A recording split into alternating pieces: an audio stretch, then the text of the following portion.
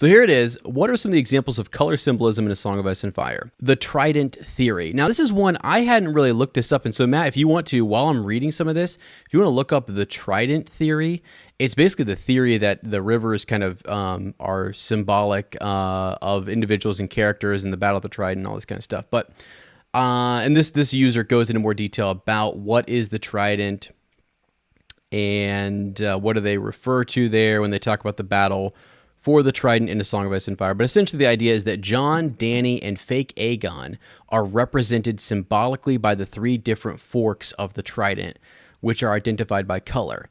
So just in case you ever want to look that up, that's a whole other thing, and we can actually even maybe do a whole Raven on that as well, which is cool. So the Trident Theory, that Jon, Dany, and fake Aegon, or as we like to say here, Aegon, are represented symbolically by the three different forks of the Trident, which are identified by color. Now, just looking at green, Dany, when you read Dany and you look at colors that surround her, green is a color that is bad for Dany. I think this is done to eventually set up Dany as being on the, quote, blacks side of the second dance of the dragons. So a lot of people believe that there's a parallel between the first dance of dragons and that we're leading up to in A Song of Ice and Fire a second dance of dragons. The original Dance of Dragons had the greens versus the blacks, and Dany doesn't have a lot of like the color green is not good for her, and she essentially, like, black is more of a true indicator of like a true Targaryen, and it's more connected to the Targaryen household. So the opposing color for the blacks would be the greens. The green Grace in the books is probably leading the Sons of the Harpy. The vest Dany makes for Viserys before he lashes out at her is green. Dany receives green slippers as a gift from Astapor that don't fit her feet before all hell breaks loose in the region. Her green dragon Rhaegal kills Quentyn Martell and probably cost her a Dornish alliance. Going off of the Trident Theory, Aegon, Dany's likely Dance of the Dragons adversary, is represented by the green fork. It could also hint at trouble for her from green seers. So I think that's all really interesting, that whenever she's presented with a green gift, or you have the green Grace, or people who have the color green around them, it doesn't go well for Dany, indicating that she's more of a black, more of that, true Targaryen, even though you've got the greens had a legitimate claim as well too, right? So, right. All right, black. The color black ties to Rhaegar. It ties Rhaegar to Jon. So black is the dominant Targaryen color, and Rhaegar famously wore all black armor to the Trident. Robert also references Rhaegar's, quote, black heart when Jon leaves Winterfell, and Robb says he'll be in the black the next time we see him. Jon says that black, quote, was always my color. He also joins the Night's Watch, which is also heavily associated with the color black, and it's said that when a man joins the Night's Watch, his heart turns black. Let's see. So this is kind of a parallel between Rhaegar's black heart and Jon's black heart when he joins the Watch. This doesn't need to say anything about Jon's role in the Dance of Dragons, though.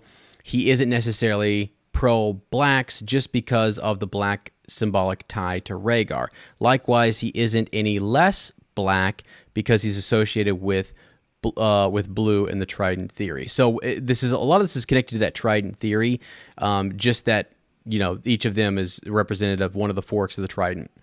Now, moving on, getting past the Trident Theory. So if you didn't know anything about that, or we haven't discussed it here, don't worry. We're going to move on to like weirwood colors. Okay, so weirwood tree faces have white, wood, and red eyes. Red because of the color of the tree's sap. Bloodraven, a green seer associated with weirwoods, is an albino with the same appearance. Likewise, Ghost, Jon's direwolf, is also albino.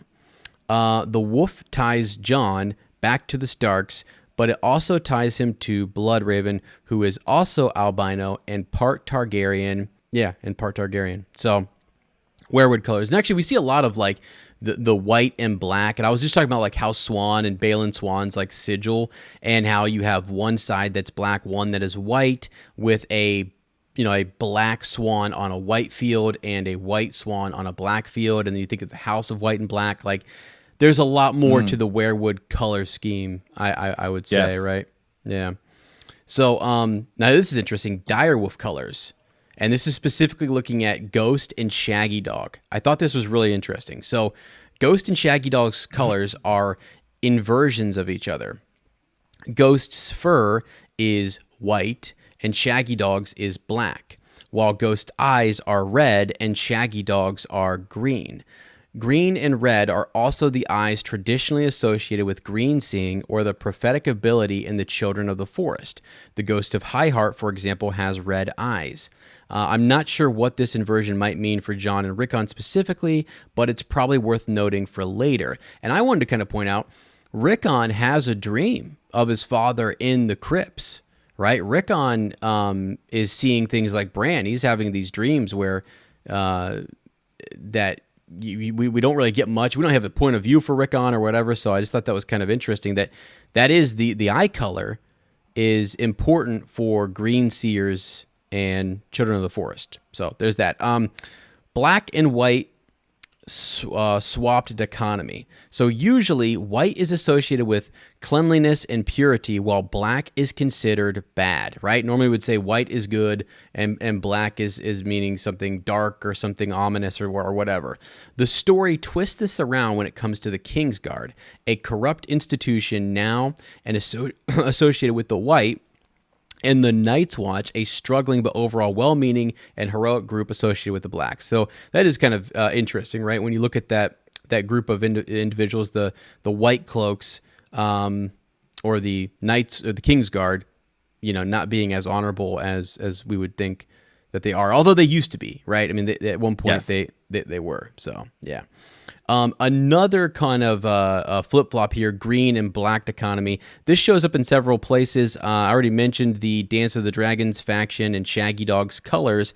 Tyrion has one black and one green eye and is poised to advise both Aegon and Dany. The Mormont sigil is both black and green.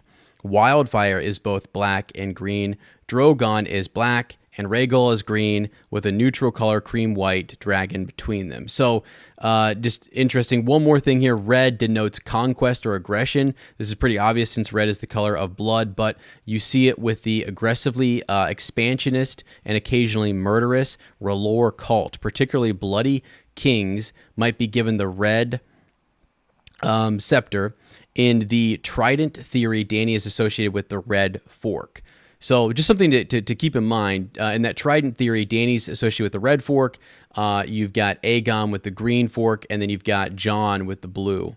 So just for color symbolism. So that's all something you can kind of look into, and you think about the colors and the like Tyrion's eyes. We've always looked at them and said they're mismatched, right? But what does it mean that he has one green and one black? And why are the predominant colors the red, green, white, black? That seems to be what George uses a lot, and those indicate some type of, I don't know, like mystical power or something, especially when it comes to your eyes. And like wildfire is described as green and black. Green. Yeah. So, and Cersei's got that reflection in her eyes with the wildfire. So George does use color a lot to kind of indicate various things. And sometimes he even uses food color. Like he'll say that a person was colored like a pomegranate, right? So it's that purple kind of color, and I thought that was really interesting. So it's just, I don't know. I find it to be interesting that those colors could be more meaningful, if you will. And I go back to the werewood colors most of all. Like, how is it that you have a house of black and white and black, whatever, and you've got the whole Faceless Men order, and then you've got, a connection to werewoods. It's got a werewood door on it. I don't know, Matt. How does it all fit together, man? This is cool. I actually have the Trident Theory pulled up here. Oh, let's do it. Yeah. Or at least just one I found on Reddit. It says the metaphor of the trident. It says, I've been mentally piecing all sorts of unifying theories of forces with the Song of Ice and Fire universe together to see how they all dictate the motivations of various sides in conflict. This could be almost copy and pasted here, but again, it's a lot of the same stuff you said. It talks about like Red and black encompasses fire, blood, magic, illusion, and consumption of manipulation of light and the truth, as well as forging your own truth via illusions, glamours, etc. It represents the search for power no matter the cost. White and blue is the opposite. No light absorbed, all is reflected, no heat, no fire. The absolute deflection of anything under red. And it says, if you think of those two as the plot line where it would approach negative infinity and red would approach positive infinity, so like opposite sides of the spectrum, so green would sit at 0, right, which is sort of that in the middle. This is the perfect balance of ice and fire. It represents fertility, preservation, growth. So anyway, the three forks of the trident are a metaphor for the greater conflict in A Song of Ice and Fire. The red fork is said to be wide and slow with tons of loops and bends and sandbars and other obstacles. The river is broad, but the waters are muddy and unclear, consistent with the sorcery associated with blood magic, black magic, and the red god. Also, Red Deer Island is an island in the river. The blue fork is said to be the purest water of the fork, so the opposite of the red. When the blue fork floods in banks, it's talking about like the long night or winter, one can get around it by going through 7 streams. Muddy water may indicate red magic, or it could represent the 7 kingdoms. Hag's Mere, which contains green pools. The headwaters of the blue fork are tiny rills and brooks. He's saying possibly Craster's sons. And the blue and green forks join together first at the Haraway, home of House Root. Says before meeting the red, implying that they are older. Then there's the green fork, which is the most fertile of the 3, with woodlands and towns and castles alongside of it. The headwater of the green is gray water, saying gray, perhaps Weirwood. It's tying there. There are no crossings of the green until the twins, where it is said to run deep and swift. Okay, so real quickly, that's interesting. So if Dany represents sort of that red vein or whatever, murderous or fire, angry, whatever. I mean, that's interesting. And Jon is up there representing ice, and so in the middle of all of that, you have green and green seers and Howland Reed and all these different connections. What are you grinning about? I see something. The first comment is red and black, white and blue and green. Sounds like someone's playing Magic the Gathering. Yeah, I think that's really cool. Well, okay, so with that in mind, so we talked about colors, we talked about the Trident Theory just briefly there, that they're representative in some way. I think it's cool you brought up the spectrum, kind of like blue and then red and green being somewhere in the middle. And we at one point had a conversation where we brought up the idea of ice is blue and then fire is red. And then you have green seers. Like in the middle of all of this, you have this really, you get black and white, right? You get the whole weirwood thing going on, but you have also got these weirwoods and you've got green seers.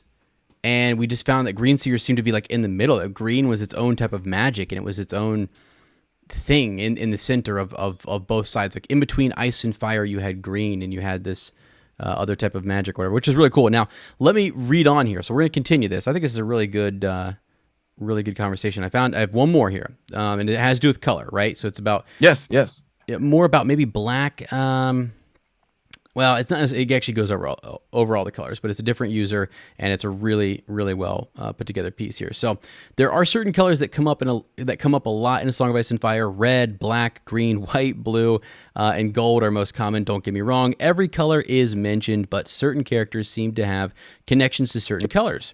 Gurm doesn't waste words, and when animals, direwolves, and dragons are described and named, pay attention because there is importance to them. All of those long descriptions of food, sigils, house colors, and clothing are important too. All right, first point. Green is not good for Dany, which we talked about. And this is kind of a follow-up, I think, to that original post. It's a color of treachery. Think Littlefinger and his gray-green eyes. Olenna Tyrell and the green Grace. So green, not good for Dany. Black and green are mentioned in every Tyrion point of view so far. I think that it has to do with the part that he will play in the Dance of Dragons. So he has black and green. I think it's just a lot of it, like his eyes, right? I think it has to do with the part that he will play in the Dance of Dragons 2.0 with Dany and Aegon. His eyes are even green and black. That could also symbolize his dualistic nature. Jorah winds up with Tyrion and was with Dany before that, and his colors are black and green. So Tyrion, who has black and green eyes, is with a guy, meets up with Jorah, who has a sigil that's black and green. Okay. Let's see. Varies. Varies is always mentioned with shades of purple, and I think this denotes lies. In the, quote, food code, plums are a foreshadowing to duplicity. I haven't figured out yet if all shades of purple are with this, but I know that the color lavender is usually associated with lies, royalty, control, and calmness. Varies always is always favoring purple and lavender scents, and that could be telling us that Varys has Targaryen blood of a bastard line and that he is a liar. The hairnet that Sansa wears to the purple wedding has dark purple amethyst stones from Ashai in it that look black but are true purple. The stones were a lie, though. Blue is a color that signifies death and despair. Every house that has blue in their sigil is either dead or on the decline. House Aaron, House Tully, House Frey, and House Redwine. And has had tragic things happen to their houses. So those houses where blue is associated with their sigil, bad, tragic things happening. This overlaps with sapphire foreshadowing lies. So sapphires foreshadow lies. Lysa wears them at Tyrion's trial. Loras wears them in the tourney against the mountain, where Loras is treacherous. Lysa is lying as well. People wearing blue clothing either witness death or are touched by death. Sansa's dress when Lady and Ned are killed, and Rosalind Frey's dress at the Red Wedding. Death is always described with blue, others white, frozen, or drowning. I can go on for a while here, but I think you get the idea. The color black has a lot of meanings, and depending on where you live, it's good or bad, or both. Black also seems to be brought up when a character is in a bad mood. Jon seems to have a lot of opposites around him, and white and black are just one of them. He has fire and ice, life and death, loyalty and treachery, friend and foe, good versus bad guy, and so on. The name Snow makes you think of white, as does Ghost. Jon is in the Night's Watch, which is black. He struggles with his loyalties when he's with the Ygritte. Now that's interesting. Jon Snow is in the Night's Watch, which is black. Yeah, that is okay. Yes. Crows. Yeah, okay. He struggles with his loyalties when he's with the Ygritte and the Wildlings, and ends up betraying both the Ygritte and the Night's Watch. He was dead and brought back to life. Some of this is they're kind of hinting that it's very book heavy, but it's also got some show stuff in it. His friends or his parents were opposites attracted and produced a child of both things, fire and ice. As I mentioned above, different characters can have different connections to black. It doesn't seem to be a bad thing for Dany and Tyrion from what I can see so far. I think Jon's importance has to do with the theme of opposites, though.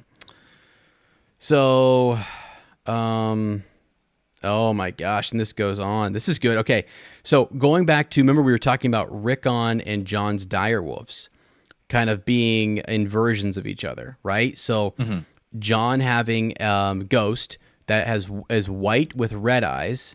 So look at this, Matt. You've got two direwolves, Shaggy Dog and Ghost. One is black, one is white. And then the eye color for the green seers, like typical green seers, either have red eyes or green eyes. And Shaggy Dog has the green eyes and Ghost has the red eyes. So that's kind of what we're talking about here.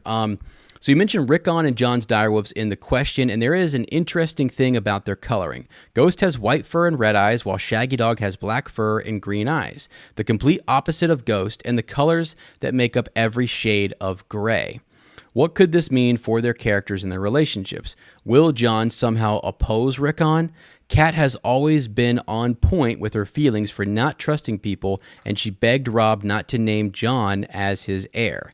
I always thought that her feelings for Jon clouded her judgment on this one, but now when I think about the colors of their wolves, I wonder if she is onto something. Throughout the books, we are constantly reminded of bastards and their treachery.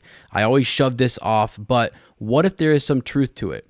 We know of honorable bastards, Jon, Maya Stone, Gendry, and some treacherous bastards. I forget to say his name. Euron Waters, Ramsay, and Blackwater. We know of Jon's dualistic nature. Also, the theme of black and green are brought up again. Could Rickon have a part to play with Dany, Tyrion, and Aegon? This is hard to figure out since we haven't seen Rickon in a while and he doesn't have his own point of view, and we have to go with the little bits that we know about. I don't know if Rickon will be the warrior in the quest for Winterfell since he's so young, but I do not know that there are characters who want to put but I do know that there are characters that want to put Rickon in Winterfell and that Davos is searching for him. I would think that this idea appeals to a lot of lords since one of them will hope to be Rickon's regent and rule the North through his name until he comes of age. So there we go. Just some more thoughts on those colors, black and green, the direwolves, and how they all play out. Varys and the purples, pomegranates and plums, often deceit and lies. So interesting reoccurring connections and themes, Sir Matt. There's another one that a lot of people say, here's something though, in order to sort of play great other advocate here. The Emerald Code is one that people thought there was. So sapphires and arbor gold does seem to sort of, both of those sort of seem to do something, but somebody was questioning, they're wondering if there's some sort of a code with emeralds. And people on the Song of Ice and Fire, or the Forum of Ice and Fire, have pretty blatantly sort of tearing into it. But maybe we'll do that next, because this is actually, it's pretty lengthy here. Maybe we'll do that as our next one here to take a look at this Emerald Code. But certainly, as we looked at with the food, or you will see it next week, I guess, depending on how all these episodes are sort of shaking out. We've talked about for a long time the Arbor Gold specifically, and it's sort of referring to lies. I mean, now to look at this stuff with plums and all these other things, and now colors. This is why it's taken George so long. I mean, he writes one word and he's like, well, hold on, do I have to include this to make it tie into, right? And then let alone things like R plus L equal J. So it is interesting, and it can definitely show stuff. I mean, there's prophecies, right, that we have to tie into, and this is what makes us love the series, though, is the insane amount of deep connections that George R. R. Martin has put into this book series. Yeah, I love it, man. I think when you're plotting this out, he probably has a board somewhere that has Littlefinger, and he probably has colors, foods, and different symbols associated with that character that when he writes him, he weaves those in, and he's been doing it since the beginning, leading us in some direction. I think it's genius.